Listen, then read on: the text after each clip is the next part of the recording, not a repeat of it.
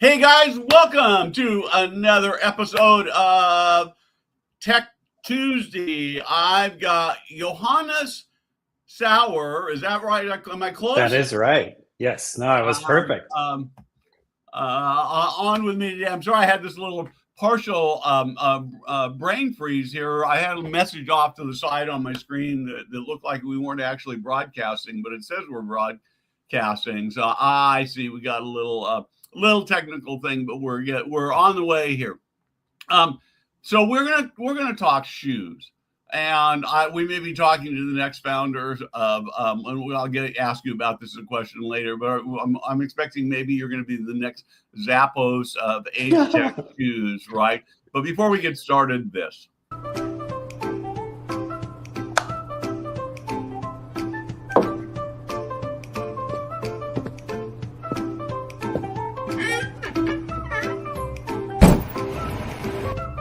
Hey guys, Steve Moran here.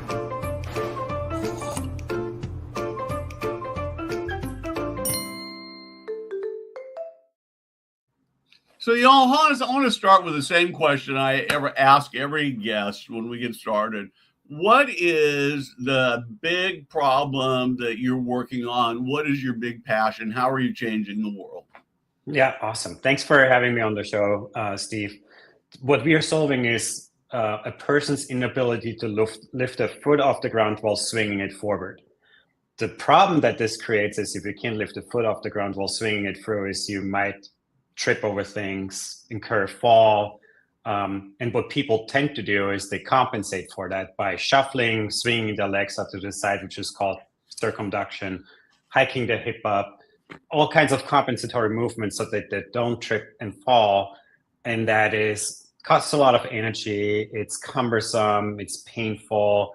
It reduces their ability to walk. And as you know, walking is linked to all kinds of factors of quality of life. So our innovative footwear allows people to bring their foot through safely without tripping and falling over things. And I joined the company and co-founded it in 2022. My cousin Michael lost his lower leg in a tragic motorcycle accident. He's wearing a prosthetic from the knee downwards ever since. And he's been hiking his hip up because he doesn't know where the ground is, can't clear it very well. And I'm like, when I first met my co-founder who invented the shoe, I was like, oh, this could help Michael. But then the dominoes started falling, right? It's my grandparents who both had falls in the last 12 months. And I wish they had our shoes to prevent that. And so there's so many people who could benefit from our footwear. And that's my passion. It's the most rewarding thing I've done in my life as a business guy, right? You don't often get to work on things that have such a positive impact on a human's life. So you make this really big, bold claim. Hang on, don't want to get it right. You call this the world's first and only truly adaptive shoe. So Yep. That's a big claim. Prove it. I will. So adaptive footwear has been focusing on making shoes that are easy to put on, and our shoes do that too. They look like a lace sneaker, but they have this little Velcro here, and then you can just slide your foot in. That is what adaptive footwear has been. This comes in form of zippers or just stepping shoes, but that doesn't, in my view, that does not solve a lot of problems, right? So it certainly doesn't solve a person's walking difficulty. So our footwear, what it does is it has, I'm not sure if you can see this very well, it's got these two nylon slides on the bottom of our sneaker.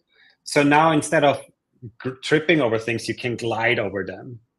And then in the middle part here, this is rubber, which you'll have on any athletic sneaker.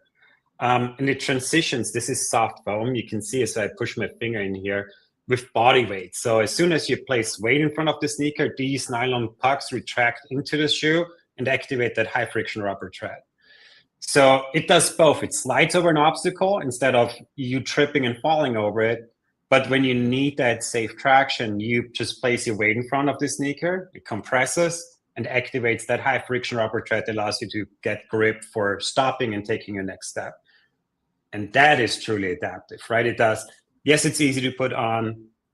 also, what adaptive footwear claims to do is it looks beautiful. I think ours does look like a completely regular sneaker. You can't really tell it does what it's designed to do, but it goes a step further by solving a very painful problem for people. Right, tripping and falling over things is it's awful. So that's why we call it the first truly adaptive shoe, because it goes farther than just the convenience of ease of putting things on. Yeah, it's so.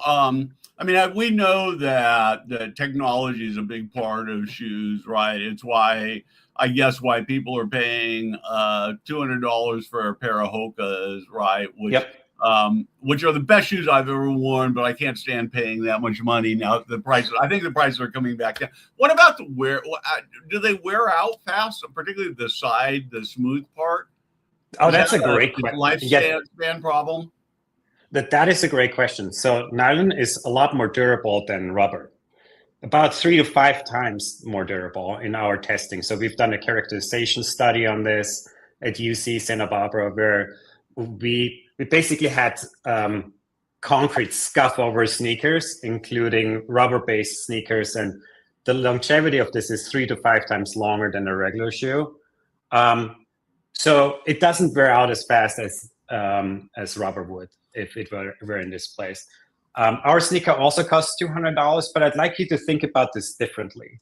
The way I'd like you to think about it is, what's the cost of a fall, right? That can think hospital bills, let alone the pain of getting an injury. Sometimes these things are deathly. So I think this is the way I'd like to think for people to think about what our sneaker does. But even in comparison to other tools like a walker and a cane, right?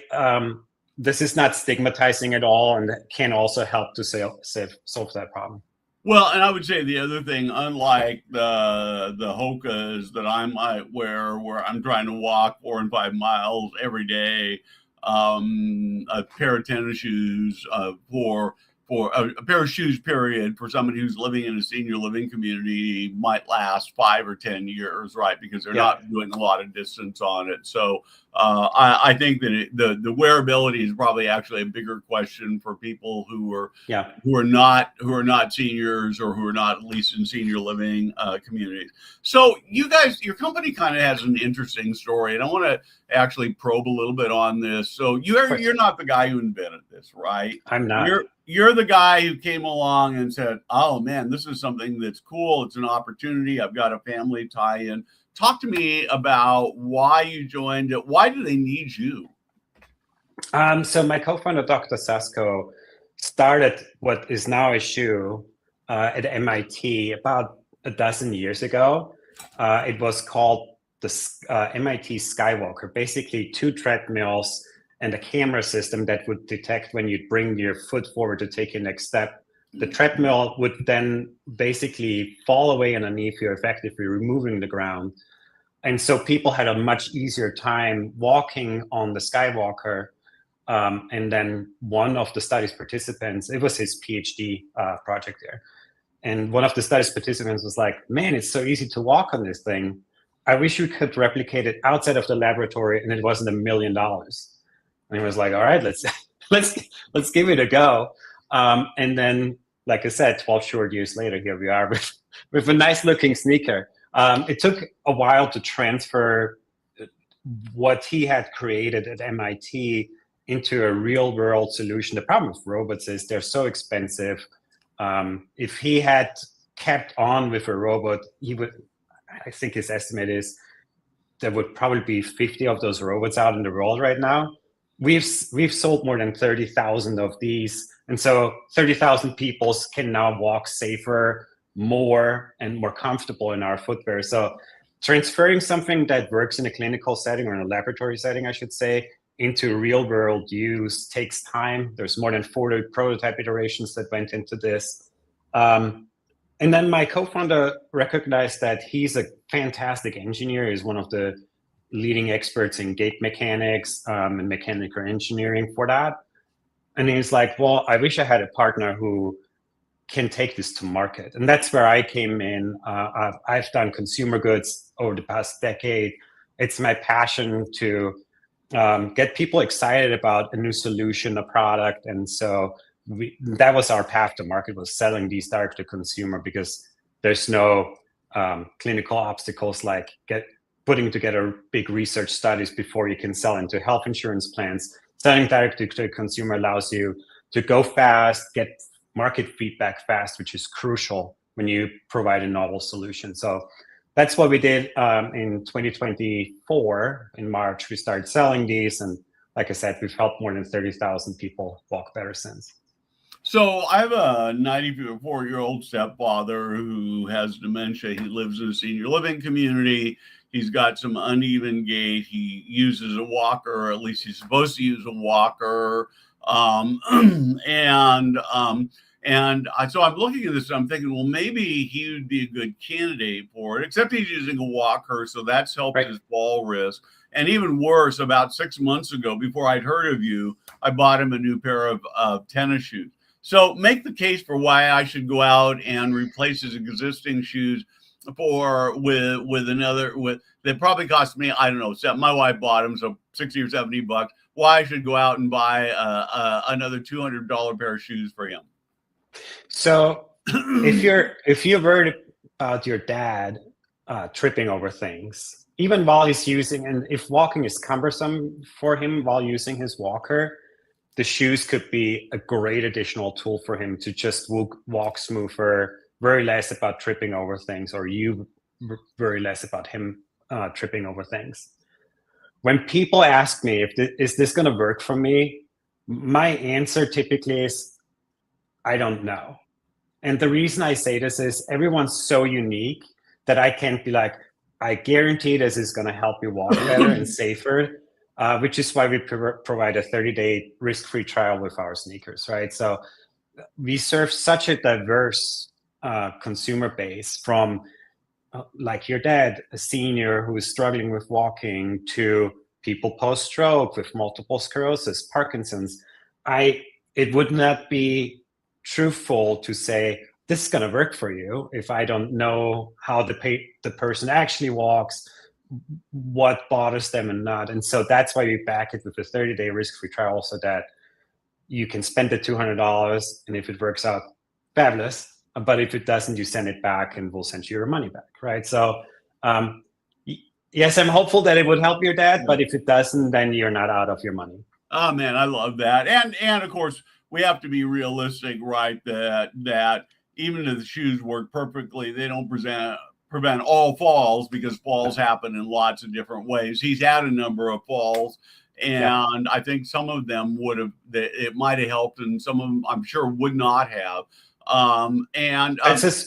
If I may, just real quick on that. So our sneakers don't prevent falling backward, for example, right? There's nothing to it that would help prevent falls backward. Now, tripping and falling is the most common. If people can articulate why they fell, that's the most common reason why people fall. And that's specifically what our sneakers are designed to help prevent. But we don't prevent all falls, and we would never make such claims. Yeah. So I'll tell you what I really want, though, for him is I want a pair of slippers that when he gets up to go to the bathroom in the middle of the night, yes, I might have to go get me a pair of those for him, because I worry a lot when he gets up to go to the bathroom in the middle of the night, that's where or he's just sort of wandering around. Those look pretty good. Maybe I need a pair too. Yeah, they're they have that fur lining. That looks real suede. Nice. Same technology built in. That's all we do. People always ask me, do you make regular sneakers? I'm like, absolutely not. This is all we do. We have designed this technology. It goes into everything we do. It's our secret sauce. I don't know. Maybe I need a pair. I'm getting a little older up there. Maybe I need them just in case, right? So are you gonna like heading on to being like the Zappos of age tech shoes here with Cadense? That's a good question. I think so the way we set up our brand, so Zappos is more of an e-commerce platform that sells all kinds of shoes, but when I joined the company, a fascinating thing that my co-founder told me about the sneakers was that people loved how easy it was to walk in them. He had done a beta trial and he was presenting the results to me, which were, from a functional standpoint, were outstanding. But then he was like, oh, and there were numerous people that said, I get complimented on how good these look. And I'm like, wait a minute, that is so interesting. So I was like, we need to create an athleisure brand that people can feel really good about themselves when they wear our sneakers, right? Because guess what? 0 people want to wear ugly shoes. And there's absolutely no reason known to me why orthopedic footwear looks the way it does, right? This, if I hadn't told you about this, you would not know that this sneaker does what it's supposed to do. It looks like a regular sneaker, and that's exactly what adaptive footwear and products should be, right? You should not be able to see that a person has an ailment, because guess what? People are telling me, my walking already looks funny. The last thing I want to do is draw more attention to it by ugly shoes. So that's why we create a beautiful brand. Now, pick any brand that you admire. For me, it's always been a Lululemon, an Alo Yoga, something that's young, attractive, and people can really get behind. And so we've invested a lot of time and energy into making sure the products and the brand that we are putting out there looks stunning. So I first met you at CES in Las Vegas, and you had a whole display there. I know people were trying them on. You had this long line, so I didn't. But now I'm sort of wishing I'd tried a pair on when I was there, just to see how they fit. And of course, the other thing is that Hoka sort of made it a cooler to wear. Nobody really calls Hokas beautiful, right? And so they've sort of broadened the horizon on what shoes look like. So, as you know, our primary audience are people who own and operate, who lead in senior living communities. Yep. Talk to me a little bit about penetration into senior living. You've got 30,000 people who are using them. Do you have any sense of what percentage of those people are in senior living and what difference it makes? I have pretty good data on our customer base, and I can tell you that about 85% of our customers are over the age of 55. Now, I can't tell you if they are a resident of a senior living facility or not, but that data point leads me to believe there is a good portion of people living in these environments. We've just launched 2 pilots with senior living facilities, and because I'm unsure if I'm allowed to say their names or not, I'm not going to. Okay. But so basically, these facilities are larger regional players. They have like these demo homes and apartments where they show off our sneakers. A similar display that you saw at CES a few months ago, where people can actually sit down, try on our footwear. So we are making way into senior living facilities by means of doing these displays. And working with operators on getting the footwear on their residents' feet, because that can potentially help costly trips and falls for these operators. And that's just a start for us. So if there's anyone listening to this and it also wants to do the display with us, which we send the shoes complimentary and all the display stuff that they need, happy to do it. They can connect with me and we get that set up. So it's a long-winded answer to what you were asking. I cannot tell you precisely how many of our customers are living in senior living facilities, but I suspect it's quite a few. So I'm just thinking here that if you're an operator or if you're even an executive director or a life enrichment director and watching, you have this opportunity to bring those shoes in. You could change the lives of your residents, give you a really fun activity that would be unusual to do.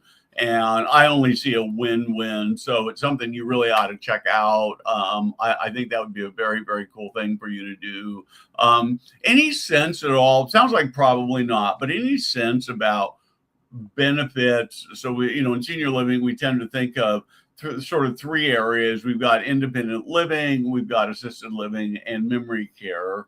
And probably to some degree, each one represents a bit higher of a trip and fall risk. Do you have any sense? Does it work as well or not so well in any of those 3 levels? Yeah, it's a great question. So most commonly, our shoes are currently used as an assistive device. That is because people are using it to get around better. It was originally designed. So during the beta trial, my co-founder recognized the therapeutic effect. We had a gentleman 11 years post-stroke, and I'm not sure if you're aware of this, but there's very little rehabilitative effects such a long time after you had your stroke. This gentleman was wearing our sneakers for 6 months daily and exercised daily with them, I think 30 or 45 minutes. And he had a 300% increase in gait speed. Beyond that, which is fabulous, right? But beyond that, he was wearing a brace, an ankle foot orthosis. And he gained so much calf muscle that he couldn't put this brace on anymore. So that inspired my co-founder to apply for an NIH grant for a clinical trial that's currently going on at Shirley Ryan Ability Lab in Chicago, which studies our sneakers as post-stroke comparison to the standard of care post-stroke, which is an AFO brace currently. And so to answer your question, it's currently mostly used as an assistive device. It has a rehabilitative effect. Yeah, I think that's in broad strokes what I think you were asking me. Yeah, that I was really curious about. Does it actually make things better? And it sounds like it really does. So if I'm a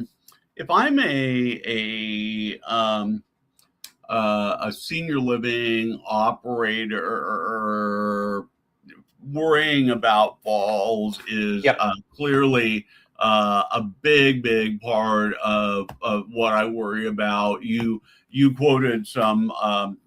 You've got some statistics that you've used, I think, that came from Safely You that talk about saving $380,000 a year for a typical building. It can go up from there. I will tell you that I'm a little bit skeptical of that number, because it suggests that if I could prevent 100% of my falls, I'd have an extra $400,000 a year in my pocket. I think you'd have a hard time. Or if I prevented 50%, I'd put it. But anyway, we still know it costs people money, and to say nothing of the grief and the agony that goes along with that for both staff and family members.